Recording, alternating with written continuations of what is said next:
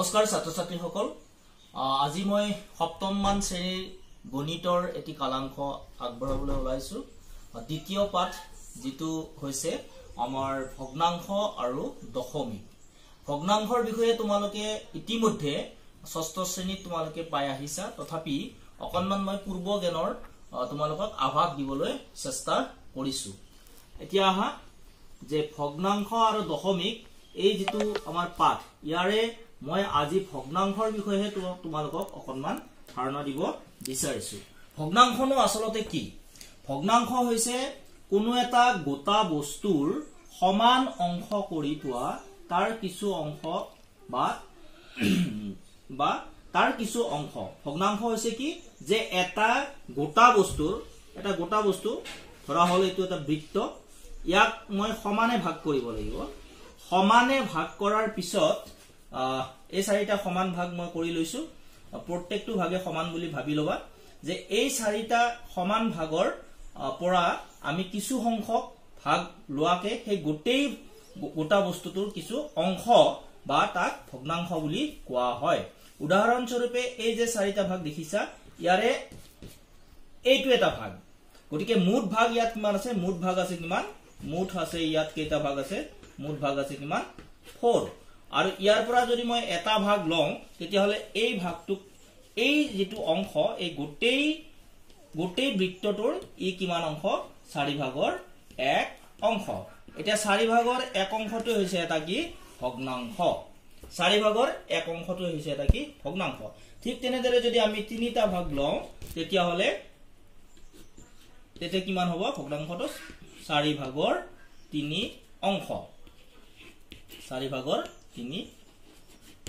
অংশ বুজিলানে কিন্তু তোমালোকে প্ৰায় ভুল কৰা দেখা যায় যে আসলতে আমি কিবা এটা গোটা বস্তু যদি আমি জেনেকে তেনেকে 4 ভাগ বা জেনেকে তেনেকে ভাগ কৰিলে নহব এতে এই বৃত্তটো চোৱা এই বৃত্তটোত আমি 4 ভাগ কৰিছো হয় কিন্তু এই 4টা ভাগ দেখাতে চোৱাচোন তোমালোকে যে এই 4টা ভাগৰ কি নহয় যে প্ৰত্যেকই সমান ভাগ নহয় এইটো ভাগ সৰু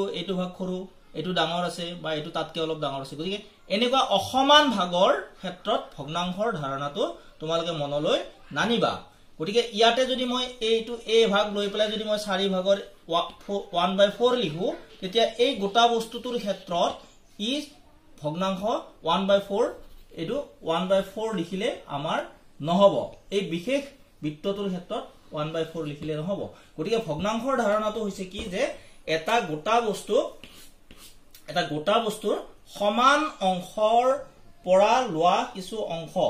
গোটেই মুঠ অংশৰ কি হ'ব এটা ভগ্নাংশ হ'ব গতিকে তোমালোকৰ নিশ্চয় স্পষ্ট হ'ল যে ভগ্নাংশ মানে কি যে এটা গোটা বস্তুৰ পৰা সমান অংশৰ পৰা লোৱা কিছু অংশ এতিয়া কথাটো হ'ল কি যে আমাৰ এই ভগ্নাংশ কিমান প্ৰকাৰৰ আছে সেই বিষয়ে তোমালোকক অকনমান মই খৰতকীয়াকৈ কৈ দিছো যে ভগ্নাংশ আসলতে আছে 3 প্ৰকাৰ এটা হৈছে প্ৰকৃত ভগ্নাংশ প্ৰকৃত ভগ্নাংশ হৈছে কি প্ৰকৃত ভগ্নাংশ মানে কি যে এই যে গোটা বস্তুটোক আমি যে ভাগ কৰিছিলো খেয়া মুঠ ভাগৰ যেনে 3/4 1/4 বা তেনেকে যদি এটা ডাঙৰ বস্তুক আমি 7 ভাগ কৰো 2/7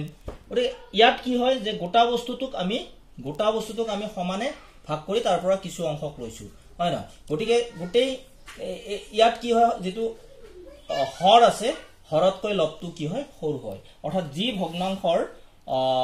ভগ্নাংশৰ হৰটো লবতকৈ ডাঙৰ বা লবটো হৰতকৈ সৰু হয় তেনেকুৱা ভগ্নাংশ প্ৰকৃত ভগ্নাংশ বলে কিন্তু যদি আমি 4 ভাগৰ 4 লৈ লওঁ তেতিয়া হলে হেতু কিন্তু প্ৰকৃত ভগ্নাংশ নহব গতিকে মুঠ ভাগৰ কম অংশ লব লাগিব তেনেকে অপ্ৰকৃত হলে কি হ'ব অপ্ৰকৃত ভগ্নাংশ হলে কি হ'ব যে ইয়াত কি হ'ব এই যে